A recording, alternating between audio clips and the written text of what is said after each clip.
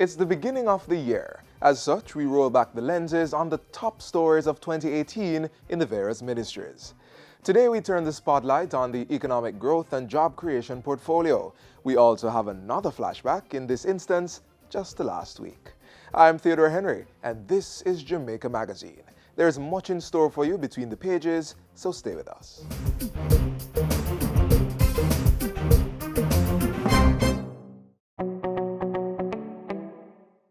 Safety of our citizens, the security of our public spaces, the protection of our borders remain the mandate of the ministry. Firm actions were taken in 2018 to include the extension of zones of special operations, the implementation of states of emergency, new recruits to the JCF, and stronger legislation.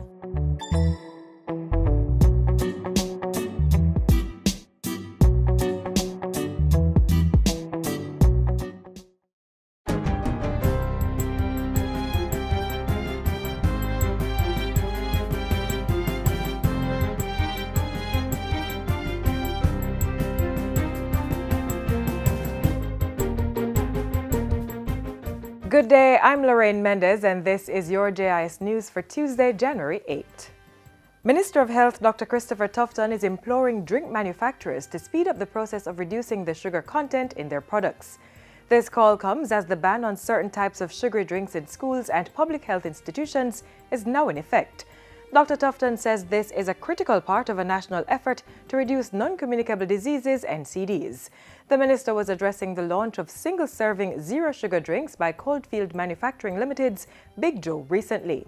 This, to our mind, adds to the list of available alternatives to sugar-sweetened beverages at a time when the Ministry of Health and the Ministry of Education is championing this important effort to limit consumption of sugar-sweetened beverages among Jamaican children. Minister Tufton says with the interim guidelines for beverages in schools being approved by Cabinet, this will help to improve the types of food being offered to children and adults. And this will help to reduce the burden of NCDs or lifestyle diseases.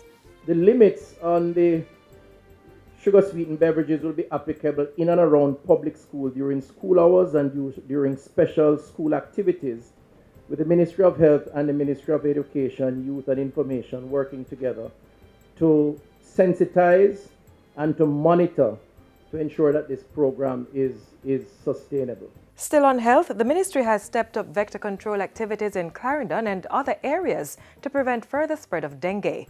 During a vector control tour in Clarendon on Monday, Minister Christopher Tufton outlined increased resources to support the intervention.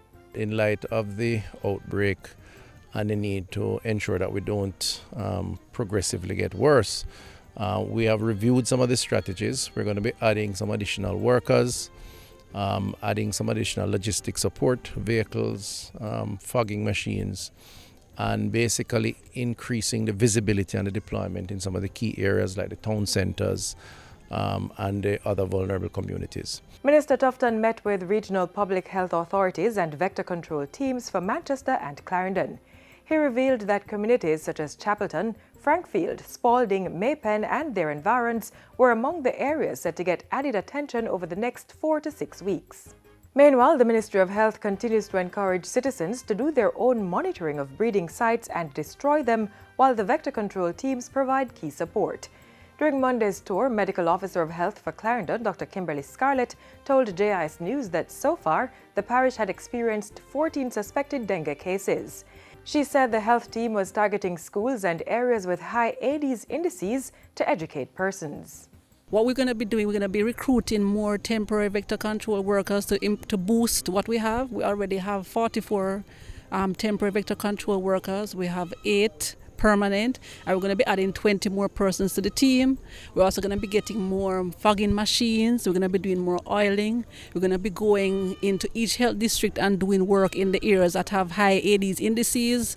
Approximately 1,090 cases are to be tried during the Hillary term of the Home Circuit Court, which runs from January to April this year. Of that number, 556 are for murder, while 333 are for sexual offenses. Under the justice system, the courts divide the legal year into 4 periods, with the Hillary term being the first for the year. Deputy Registrar Tamsin Bailey says the ceremony is a commitment by the judicial system to deliver justice in the best way possible. She was speaking at the opening ceremony of the Hillary term at the Supreme Court on Monday. The official ceremony of each term is noteworthy because it is symbolic of our untiring commitment to our motto, timely delivery of a high standard of justice for all.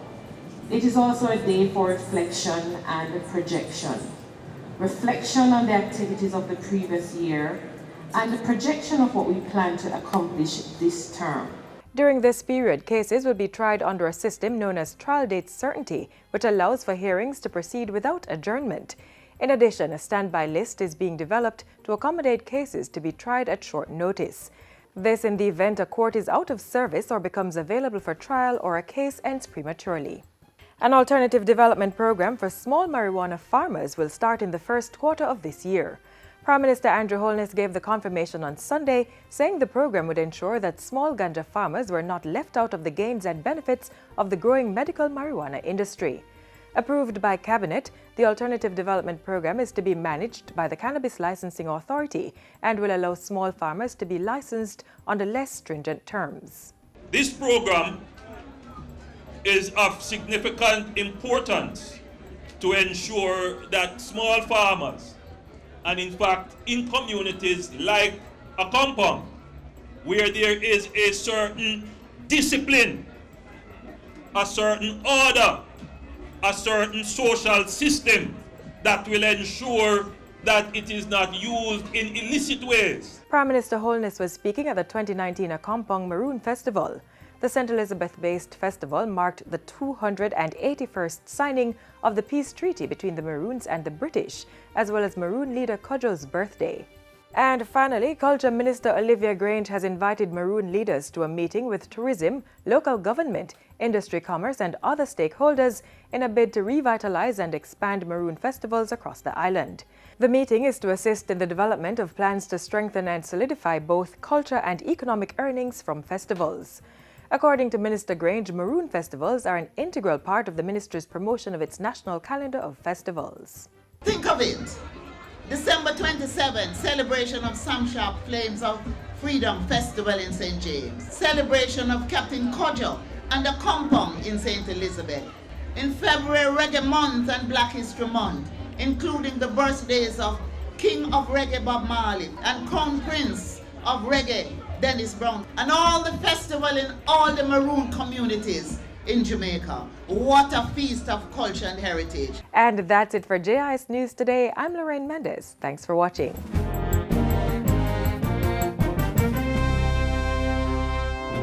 Do you have a loved one, friend, or client who passed away since 1998? The Electoral Office of Jamaica needs your help to update the voters list with information for these persons, government agencies, churches, insurance companies, hospitals, and funeral homes, and you, the public.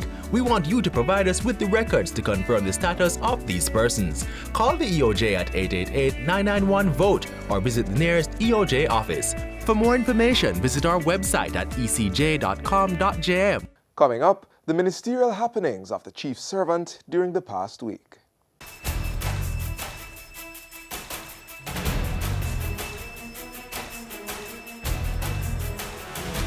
Prime Minister commits to enabling business environment, fast-tracks Plan Secure Jamaica, and promises to build on the gains made in 2018. You're watching Jamaica House Weekly. I'm Anthony Morgan.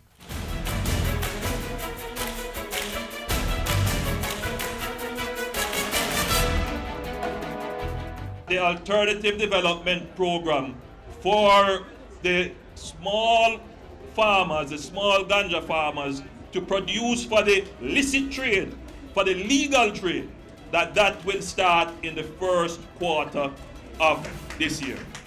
Prime Minister Andrew Holness giving that assurance to persons who gathered on Sunday for the 2019 Akampong Maroon Festival in St. Elizabeth. He said the Alternative Development Program was approved by Cabinet and would be rolled out by the Cannabis Licensing Authority.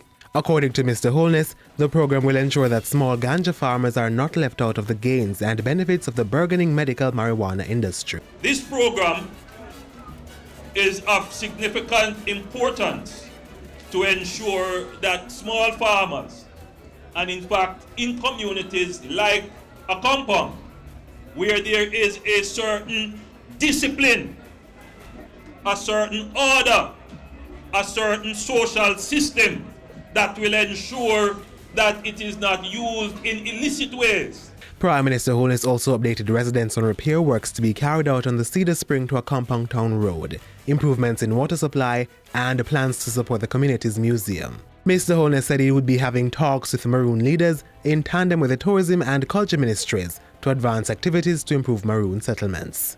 The government has not forgotten the Maroons, and the government will place some resources to ensure that the culture that you have so well preserved is put in a position to be utilized for your own development and for national development. Earlier in the week, Prime Minister Holness reiterated government's commitment to ensuring certainty in the economic environment, which better positions businesses to make long-term investment decisions. I believe Jamaicans can feel satisfied in their government that the continued sacrifice for fiscal discipline has resulted in an economic environment in which businesses can take decisions and risks about investments. The Prime Minister was speaking at Thursday's groundbreaking for Stewart's Auto Group's new showroom and vehicle center in Kingston. Worth over $13 million, the state-of-the-art multi-story building will house the Jaguar and Land Rover luxury brands, as well as rental space for BPO and other projects. Meanwhile, Mr. Holness says the state will also be executing measures to reduce hindrances to business development, such as the length of time to obtain electricity and titling. While that is being done, the Prime Minister has urged the private sector to innovate for growth. We are not at a genetic disadvantage. We too can innovate.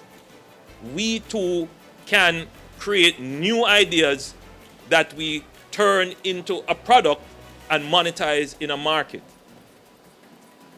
And I'm saying to all Jamaica, don't be afraid to explore new ideas. You will never know what the next big thing is. Before that, the Prime Minister held a series of consultations as part of his Plan Secure Jamaica security strategy.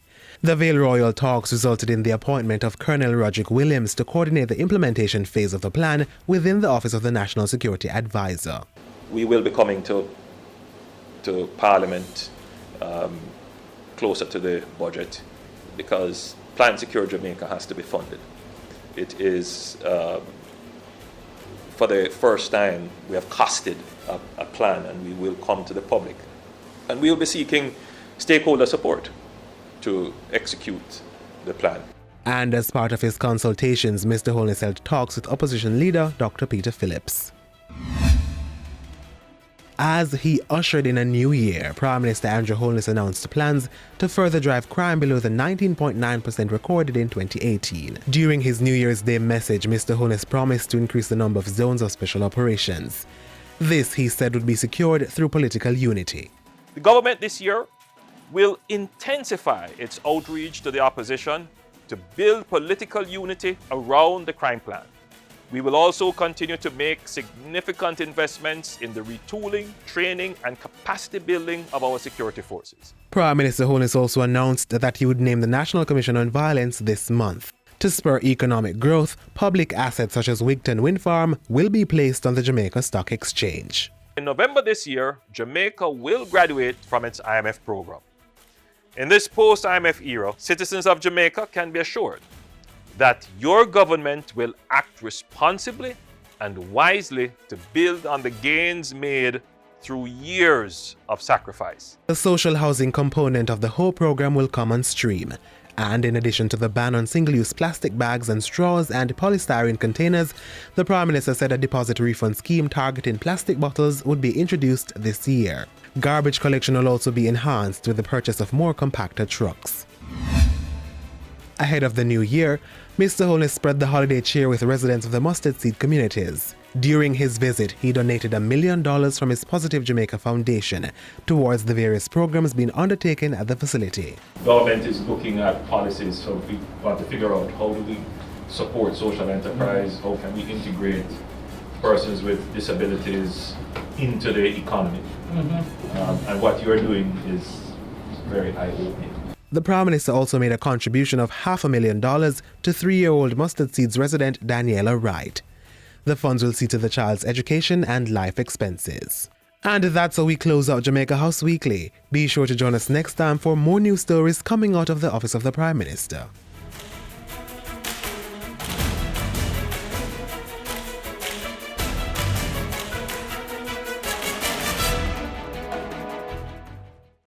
Look inside the drum. Those are the Aedes aegypti larvae, the one that causes dengue fever. If all of these larvae mature to be adults, and if the female larva bites someone with the dengue fever, it will acquire the dengue virus. And if that mosquito bites you, you will get it. Dengue fever? Yes. Help prevent the spread of dengue. Clean up your home and community. Destroy mosquito breeding sites. Protect yourself from mosquito bites. Prevent dengue fever. Next, major achievements in the areas of investment, water, and housing in 2018. Let's revisit. Record low unemployment. Concrete action in protecting the environment. Major infrastructural advancements. Accelerated developments in housing. The Ministry of Economic Growth and Job Creation worked hard for you in 2018. The economy grew by 2.2% during the April to June period of 2018. Growth with jobs is the primary aim of this administration. We saw the lowest reported unemployment rate, 8.4%. That's the highest number of employed citizens since 1968. Youth unemployment also dropped 5.3% in 2018. We are reaping success from the plans and programs that we have put in place in partnership with the private sector. A major source of jobs in the economy came from the business process outsourcing BPO sector. The ministry, through the DBJ, provided $1 billion in financing for 15 BPO projects in 2018. Those projects created 24,520 new jobs. The government of Jamaica stands in support of business process outsourcing. The DBJ also supported the micro, small and medium-sized enterprises sector in 2018. In 2018, Jamaican businesses also benefited from the Exim Bank's $1 billion loan scheme. And through Jamaica Promotions, JAMPRO, the ministry facilitated increased investment in job opportunities on the island. My presence here is to affirm that Jamaica is ready to connect for your business. The body set up to regulate special economic zones across the island officially opened in July.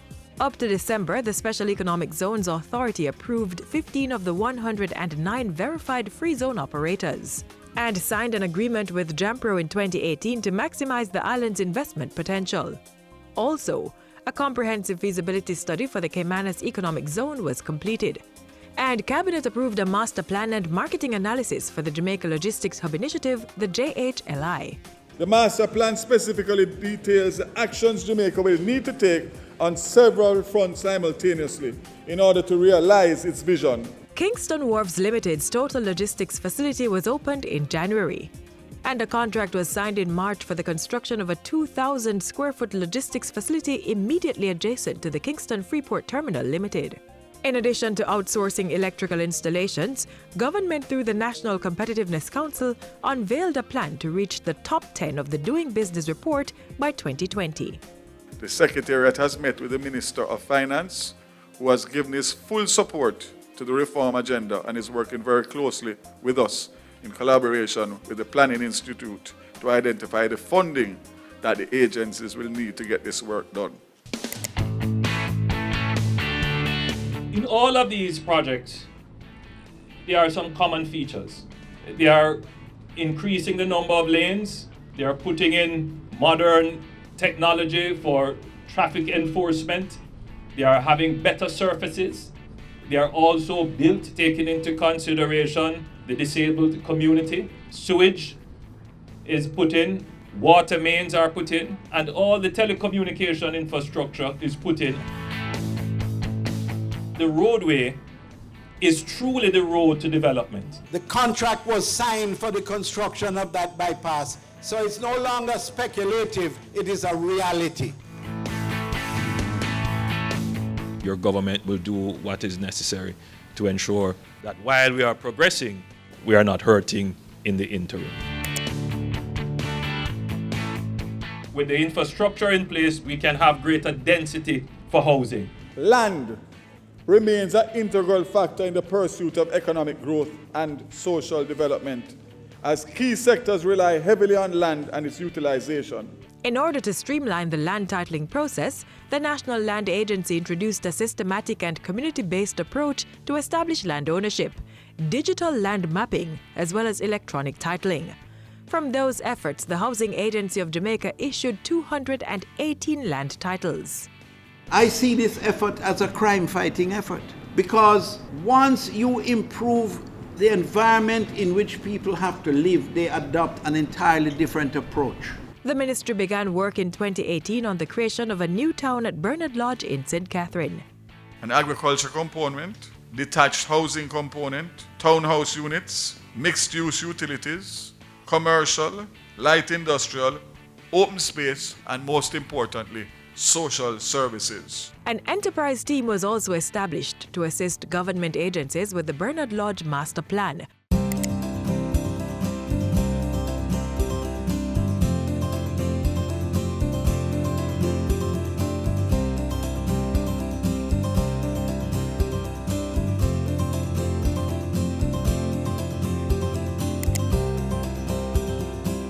As of January 1st, 2019, the government will impose a ban on the import, manufacture, distribution, and use of all single-use plastic carrier bags.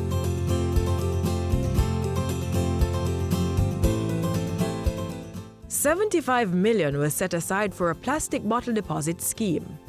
A $700,000 plastic minimization project was also launched in 2018. In January, a $582,000 readiness grant was signed with the United Nations Green Climate Fund to boost the private sector's climate change response. By March, Jamaica submitted its third national communication to the UN Framework Convention on Climate Change. Poor air quality issues in metropolitan areas was addressed with May's introduction of a source emission reduction strategy and plan of action.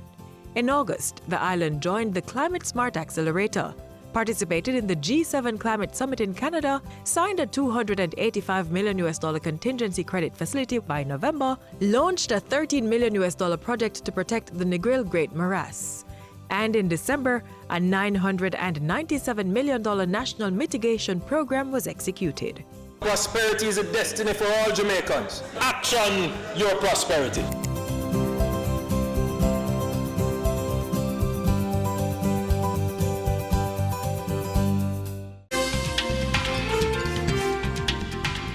With this agreement,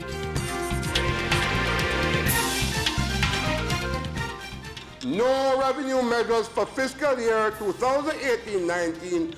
Read my lips, no new taxes. over $25 billion of capital will be available for investing in venture capital.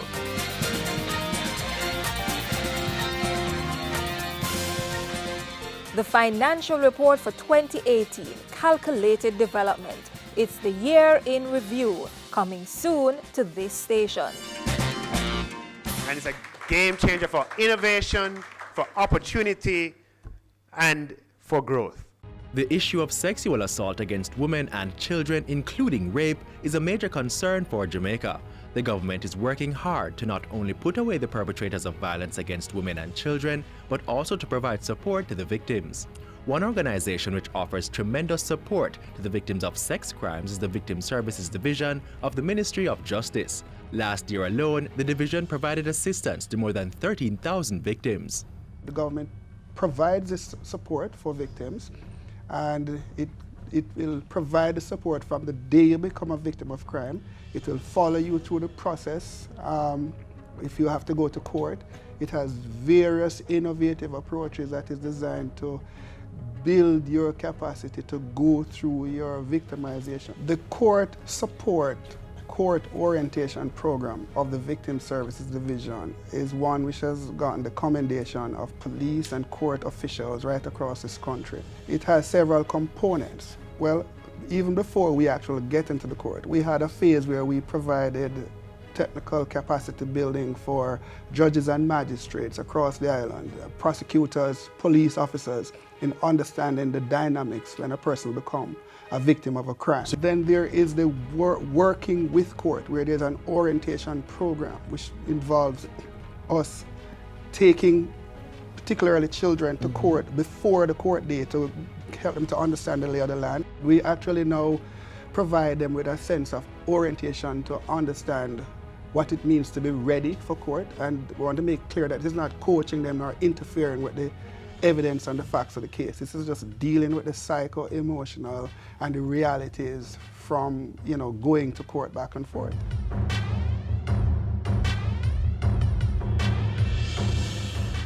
We also realized that a number of children were being victims of sex crime, and it's traumatic. And we felt we needed to bring just these victims into group counseling to be able to deal with some of the issues. We call it an overcomers program. The Victim Services Division provides support to all, inclusive of free confidential counseling for all ages, no matter the victim's gender or sexual orientation. It has gotten commendation from victims. We have a 95-96% rating among the persons who we serve.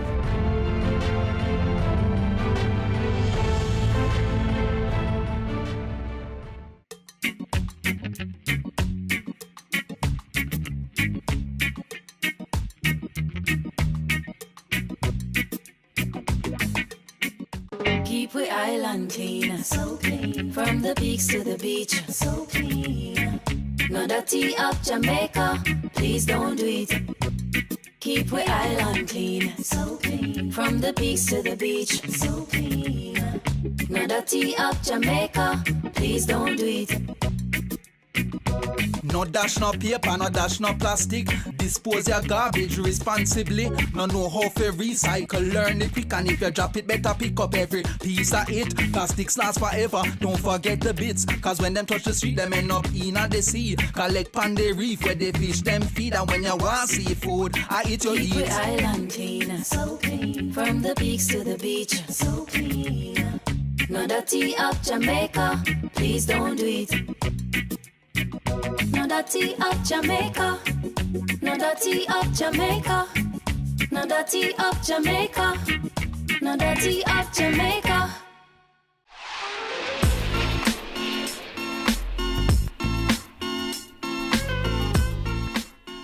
As we close the show for another day, we thank you for staying with us. Please like, share, and visit our website and social media pages. Until next time, I'm Theodore Henry. Do take care.